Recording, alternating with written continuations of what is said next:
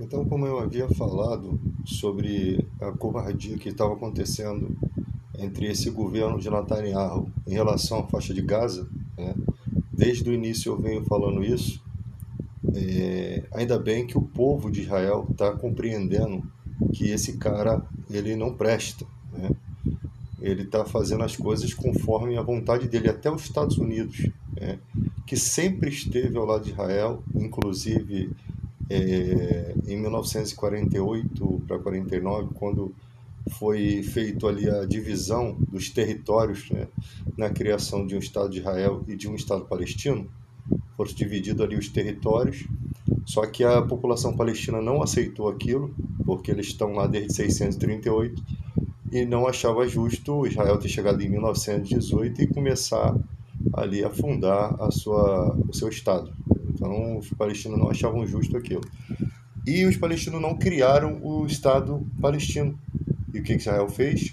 Expulsou 1 milhão de palestinos de suas terras. Isso ninguém fala. Tomou as terras e até hoje está aí, ó, por cima da carne seca, né?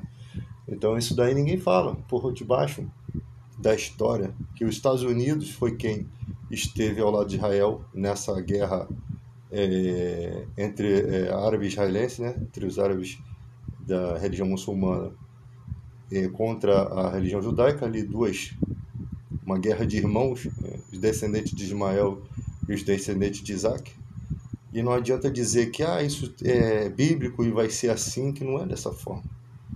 Não é dessa forma. O Hitler, ele entra na história do povo de Israel porque o povo de Israel estava espalhado pelo mundo. Você vê que ele chega a dizimar ali 6 milhões de judeus, 1.000 e poucos foram salvos desses 6 milhões, né? Mas haviam judeus fora daquele domínio do, do, do, da Alemanha nazista. Tá? Então você vê que com a ajuda dos Estados Unidos, Israel sempre teve o apoio militar, então nem pode se gabar muito do seu apoio militar. Eu não sei onde que se encaixa a profecia de Miqueias 5.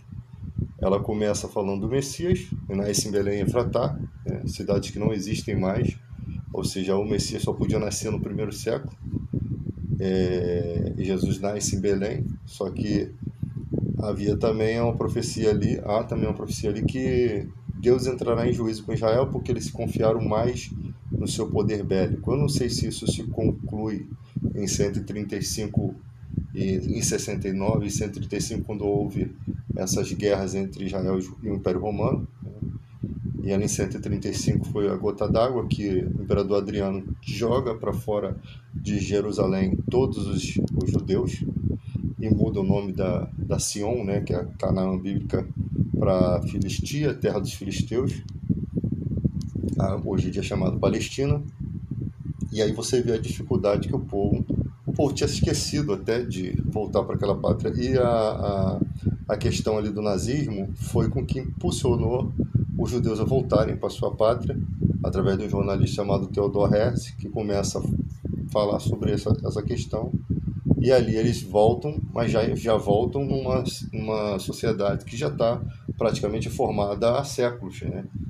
Porque os muçulmanos chegam lá, os árabes com a expansão do islamismo chegam lá em 638. E ali você já tem ali as mesquitas, né? Tudo construídas, e aquela terra que outrora pertencia como terra prometida dos judeus acabou se perdendo, né? Porque na época do Império Romano, pelo menos eles estavam ali. Eu não sei se o nazismo, a Alemanha nazista, tivesse surgido em meio a Israel estar protegido ali com o Império Romano, eu acho que nunca ia acontecer nada. Então as pessoas não gostam de dizer isso, mas a forma como Israel se conduziu contra os romanos, possivelmente Deus não estava nessa jogada. Estavam sem a direção de Deus. É só você verificar que o profeta Malaquias, ele termina 400 anos antes da vinda de João Batista, falando, anunciando o Messias. Ele fala sobre o povo, né? Estava roubando a Deus porque não estavam trazendo os dízimos, e esse roubo a Deus é porque o dízimo ele é da lei, tá? Ele é da lei, E pela lei você não pode deturpar, porque como não havia previdência social, a forma que Deus abençoava ali os órfãos e viúvas é através dos dízimos, a forma com que Deus mantinha as questões do templo era através do dízimo. Tá? Então, 400 anos depois, vem João Batista, e tudo aquilo ali já está profetizado que os judeus não enxergariam o Messias. Né? Alguns até enxergaram, inclusive Jesus fala que alguns da sinagoga creram que ele era o Messias, mas não confessavam com medo de perder suas propriedades, sua posição na sinagoga. Né? Isso é gravíssimo. E o Messias crucificado é um escândalo para os judeus, porque a expiação por meio do sacrifício do Filho de Deus, o perdão dos pecados, não é aceitável para os judeus. Eles não aceitavam que a profecia dizia: paz para os que estão longe, paz para os que estão perto. Fui achado por um povo que não me buscava. Né? Então já haviam profecias que Jesus seria sacerdote da ordem de Melquisedeque. A mudança no sacerdócio, por exemplo, lá no Salmo 110 fala isso. Né? Diz o Senhor, meu Senhor, assenta-te à minha direita, até que eu ponha seus inimigos por estrado dos seus pés. Ali você tem o Senhor Adonai, que é Deus, e o Senhor Adoni, que é Jesus. E ali você tem, tu és... Deus jurou e não se arrependerá. Tu és sumo sacerdote da ordem de Melquisedeque. Aí você vê a importância de Melquisedeque, que ele, além de receber dízimos de Abraão, ele ainda abençoa Abraão. Então Paulo vem narrando isso. Quanto mais é digno, quem é mais digno? Né? O que recebe a bênção ou o que dá a bênção? Então ele faz um paradoxo mostrando que o Jesus é um sumo sacerdote da ordem de Melquisedeque. Como ele é da tribo de Judá, na tribo de Judá não se levantava sacerdote, só da tribo de Levi. Então diz Paulo que Abraão, quando pagou o dízimo a Melquisedeque, ele fez na pessoa de Levi, porque Levi não havia nascido ainda. Então mostra ali que o sacerdócio de Cristo ele é escolhido por Deus, ele é determinado por Deus, ele tem um juramento sobre esse sacerdote. Então, esse sumo sacerdote, quando Jesus vinha como uma forma de juiz, ele como uma forma de sumo sacerdote, ele tinha direito de fazer tudo aquilo ali, executar as questões de juízo ali, porque viu a casa do pai, o zelo da casa do pai lhe consumiria o ventre. Lógico, se ele é sumo sacerdote da ordem de Melquisedeque, é lógico que ele vai colocar em ordem a casa. Tá? Então, mais uma das coisas por qual Jesus deveria morrer na cruz. Porque, primeiro por que ele deveria sofrer como um ser humano? Porque não há sacerdote, diz Paulo, não há sumo sacerdote que não venha se compadecer da dor do povo, que não entenda o que o povo passa. Então, por isso que ele sofre todas as coisas, para que ele fosse aquele que compreendesse, né? Mostrando que ele tem poder para se compadecer, porque ele sabe o que a pessoa sente.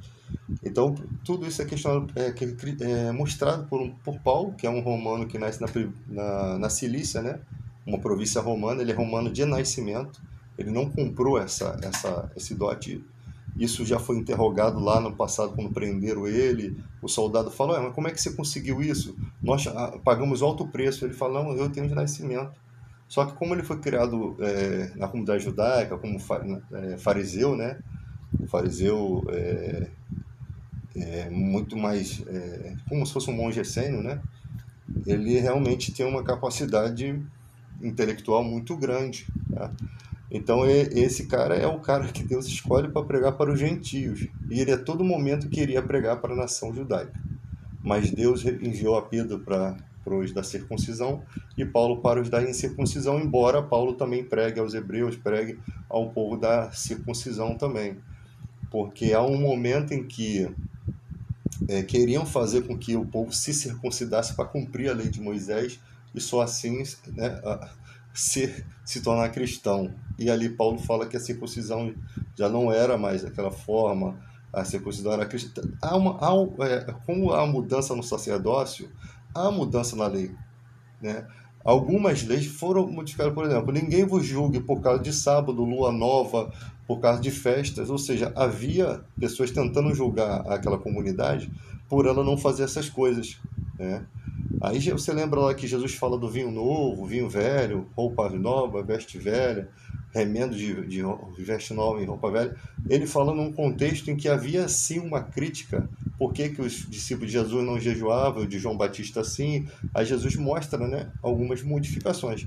Realmente Jesus veio cumprir a lei, né?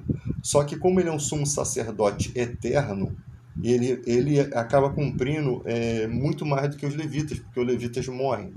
Chegaria um momento em que se cessaria a ordem levítica, inclusive com a destruição do templo, parece que cessa as questões de dízimos, de todo o sistema organizado ali. Então Jesus é aquele que ultrapassa o véu, né? É aquele que é o sumo sacerdote da ordem de Melquisedeque, que é uma ordem superior. Inclusive mostra que Abraão, né, como eu falei no princípio, deu o dízimo e ainda foi abençoado por esse sumo sacerdote. Isso está profetizado. Isso as pessoas não aceitam, né? Então, toda a nossa estrutura de fé cristã está baseada naqueles ensinamentos. Aí você vai lá para os judeus e fala assim, não, isso Paulo não existe. Eles tentam falar que o Paulo...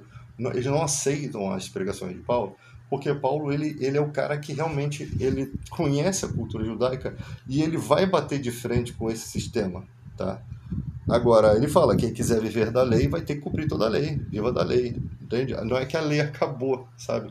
É que quem quiser viver da lei está fora do Espírito Santo, fora da questão de Cristo, entende? Ele também não recebe o Espírito Santo. Então, se o cara se deixa circuncidar e começa a viver pelas práticas da lei, ele tem que estar ciente de que ele abandonou o Espírito Santo. E a Bíblia fala que Jesus é mediador de uma melhor aliança baseada em melhores promessas. Ou seja, nós já estamos em lutas, em poderes espirituais. Nós já recebemos dons espirituais que os judeus não tinham. O dom de línguas, os dons do Espírito Santo, né, de curar, de todos esses dons que você às vezes não vai ver com evidência aí no mundo, você vai ver muita mentira, né? Você vai ver o diabo usando o coração das pessoas e a intenção errada para poder ofuscar isso, porque é isso que o diabo faz. Como ele não tem mais como ir contra a palavra, porque a palavra de Deus nunca volta vazia. Então ele vai tentar ofuscar, mostrar para as pessoas que esses poderes não existem, que o nome de Jesus não funciona. Só que se você não absorve o ensinamento e você não vai ficar testando o nome de Jesus, não é assim que funciona. Como Paulo diz, tem todos os dons de língua, tem todos os dons de curar. Eu sei que nós temos o poder do nome de Jesus, mas para o nome funcionar, muitas vezes, não, assim, quando é muito necessário, acontece milagre. Mas muitas vezes, quando Deus quer que aquilo seja evidenciado na dispensação de Deus, porque Ele é soberano, acontece de alguém ter essa virtude para curar. Você vê que Paulo curava as pessoas, mas não curou a Timóteo. Timóteo tinha frequente enfermidade no estômago. Não curou Epafrodito, que adoeceu mortalmente. Então, existem situações humanas que você precisa entender. Você acha que Paulo não orou? Você acha que Timóteo não orou? Que Epafrodito, os homens de Deus, não oraram? É essa questão que vocês têm que analisar, tá? Ter conhecimento. A sombra de Pedro curava pela fé das pessoas. As pessoas acreditavam que ia ser curada pela sombra de Pedro e Deus respondia à maneira como aquela pessoa cria. Porque demoraria um processo para que ela entendesse as escrituras e Deus não vai se negar de agir com misericórdia. Ele fala, terei misericórdia de quem me aprover ter misericórdia. É por isso que o rei Davi foi salvo, talvez, porque pela lei Davi foi morto 2 vezes, por adultério e pela morte do Urias, que era prosélito, né, convertido ao judaísmo, e não era judeu, mas convertido ao judaísmo, e ainda era um dos 60 valentes de Israel. Então a morte de um justo ali, Davi já estava condenado, mas Deus tem misericórdia de quem ele aprouver. Então é complicado você entender essas questões. Mas na questão ali, você vê que Pedro, mesmo com a sombra dele curando as pessoas, ele fala, Senhor, estarei na cidade tal amanhã, que a sua mão esteja sobre nós para que opere milagres, sinais e maravilhas. Ou seja, um cara que já tinha o dom de batizar com o Espírito Santo, já tinha evidenciado muitas coisas, que disse para o coxo, eu não tenho prata nem ouro, mas em nome de Jesus levanta. O cara está orando a Deus para que a virtude de Deus seja sobre ele. Isso sabe como é que se chama? Isso se chama dependência de Deus. É quando você não faz as coisas, você sabe que você está na dispensação de Deus, do Espírito Santo que está atuando. Não é você, não é o seu querer, a sua vontade. Então, quando o Espírito Santo quer, Deus quer, que o Espírito Santo ele fala da parte de Cristo, né? Jesus fala assim, ele me glorificará porque há de receber do que é meu. e vos transmitirá. As pessoas falam que o Espírito Santo, querem desmistificar a figura do Espírito Santo como não sendo Deus. Então diz para mim, qual declaração bíblica que você tem acerca de uma personalidade que consegue prescrutar as profundezas de Deus, que entende o coração de Deus, que consegue penetrar dentro do interior de Deus. Então me diz que se esse ser não é santo, é eterno, não é onipotente, onipresente, onisciente, me diz para mim se existe alguma personalidade além de Jesus, porque Jesus e o Pai são um, né? Me diz se tem algum ser que consegue fazer o que o Espírito Santo faz, tá? E consegue orar por nós com gemidos inexprimíveis, ou seja, com sons que a gente não compreende, né? E consegue ser atendido por Deus, sabe? Então, e conhece a vontade de Deus. Quando fala que Jesus é um com o Pai, ele não é o próprio Pai, tá? Algumas pessoas ainda acreditam que Jesus é o próprio Pai. Não é o próprio Pai, porque ele fala assim, o filho fala assim, mostra-nos o Pai e basta. Aí Jesus fala assim, há quanto tempo estive convosco que não me conheceste? Quem me conhece, conhece o Pai. Quem me vê o Pai. Mas ele não fala que ele é o Pai, ele fala assim, se você não crê que eu estou no Pai e o Pai está em mim, crê ao menos pelas mesmas obras. Ou seja, ele não está dizendo que ele é o Pai, ele está dizendo que os dois são uma mescla um do outro, são mesclados um no outro. Você vê que Jesus fala assim, Pai, devolve-me aquela glória que eu tinha contigo antes que houvesse o mundo. E depois de ressurreto, Jesus fala, ninguém me detenha, mas diz aos meus irmãos, subo para o meu Pai e vosso Pai, meu Deus e vosso Deus. Na figura de Apocalipse, Jesus fala uma coisa que está representada no Salmo 110, quando os inimigos ainda não estão postos, ainda debaixo dos pés de Jesus, todos eles, Paulo fala isso, né? Ainda não estão. Aí Jesus fala assim, ao que vencer, considerei que se assente comigo no meu trono, no trono de meu Pai, né? Não, ao que vencer, considerei que assente comigo no meu trono, assim como eu venci e me assentei com meu Pai no seu trono. Ou seja, é um trono com espaço para dois caras, dois homens, né? O pai, é isso que o filho faz em casa, né? Bota o pai faz em casa, bota o filho do lado dele, né? Exatamente. E isso é o que está citado no Salmo 110. Assenta-te à minha direita, até que eu ponha os seus inimigos por estar aos seus pés. Ou seja, todos os inimigos de Jesus ainda não foram colocados debaixo dos pés. Apesar dele assumir essa autoridade, dele já ser rei, agora as coisas vão se desenrolar. Os inimigos, a morte, o demônio, né? O Satanás, que as pessoas não observam que está lá a peleja de Satanás com seus anjos, contra Miguel e seus anjos, Apocalipse. Diz que o dragão com sua cauda arrastou 1/3 das estrelas do céu. Diz que esse dragão é a antiga serpente. Aí vai narrando vai transmitindo pra gente quem é aquela serpente. Primeira figura enganadora da história. Primeira personificação da maldade, ou seja, primeiro ser. É homicida desde o princípio, disse Jesus. Então, aí você lê Apocalipse lá, aquela queda fala que não aconteceu, que aconteceu naquele momento. Cara, não tem lógica, porque os demônios que Jesus expulsa, eles só podem ser anjos caídos. Porque quando você olha o lago de fogo e enxofre, que é preparado para Satanás e seus anjos, você tem a besta, o falso profeta, que estão ligados a Satanás, e os anjos de Satanás. Você não tem mais nenhum ser, você não tem alma penada, você não tem espírito de alguém que foi ruim, que morreu, não, você só tem Satanás e seus anjos. E como diz que o dragão com a sua causa arrastou 1/3 das estrelas do céu, se entende que essas estrelas são os anjos que pelejam ao lado do dragão, que é Satanás. Então você percebe que 1/3 dos anjos do céu realmente caem junto com ele, porque eles, se só haviam os anjos, e Deus e Jesus, quem era que estava lutando ali? Possivelmente, algum dos anjos tomou a frente e outros anjos o seguiram nessa batalha, tá? Não se sabe por quê, não se sabe por qual motivo, não se entende. Só que Deus, a morte de Cristo está preparando antes da fundação do mundo, porque Deus sabe todas as coisas. Ele criou o ser, mas ele não criou o ser para fazer aquilo. Mas ele sabia que ia fazer, sim. Mas aí a escolha foi dele de fazer. Entende? A escolha foi dele. E no momento que ele cai do céu, que ele é jogado fora, e no momento que ele já vai contaminar Adão e Eva, e Deus sabia que tudo isso ia acontecer, o plano, né, a gente não sabe, a loucura de Deus é mais sábia do que o homem, a gente não entende, mas no momento, parece que aquela queda dele abriu um espaço no céu para que outros tivessem o lugar daqueles seres lá, né? Você vê que sempre é substituído coisas, né? Então, tipo assim, como eles perderam o lugar no céu, Deus talvez tenha decidido fazer a humanidade para que ocupasse aquele lugar que foi desprezado por eles.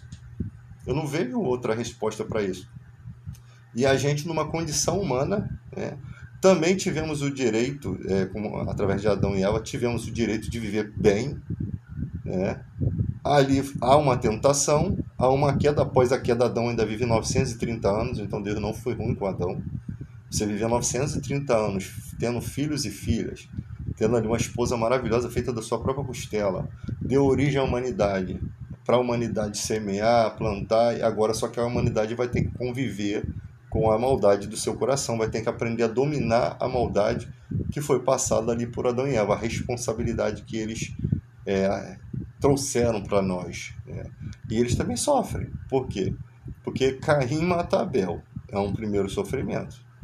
Aí depois Abel vai embora, né? Já são 2 filhos perdidos.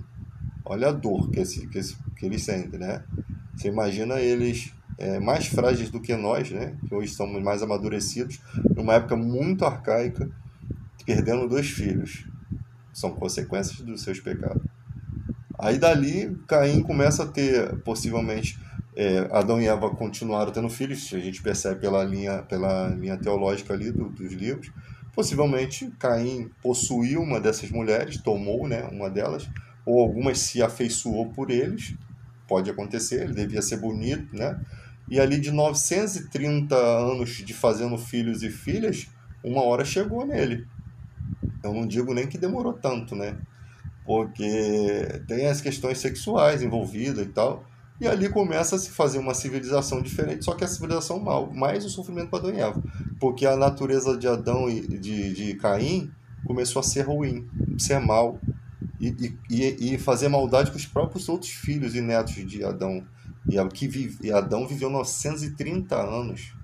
Isso é tão verdade que nos últimos dias Deus vai restabelecer esse tipo de idade, né? Lá no Apocalipse tem um momento, acho que no milênio, vai ser restituído essa idade do homem, tá? Às vezes eu fico olhando aí o ser humano antigamente com 65 anos, o cabelo parecia um algodão doce, branco. Hoje em dia o cara com 80 tá aí cheio de vigor, cheio de energia.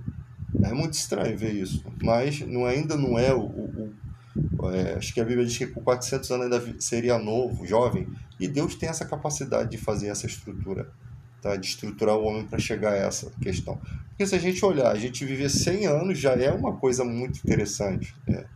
Por que não poderia fazer mais? Não há limite para o poder de Deus.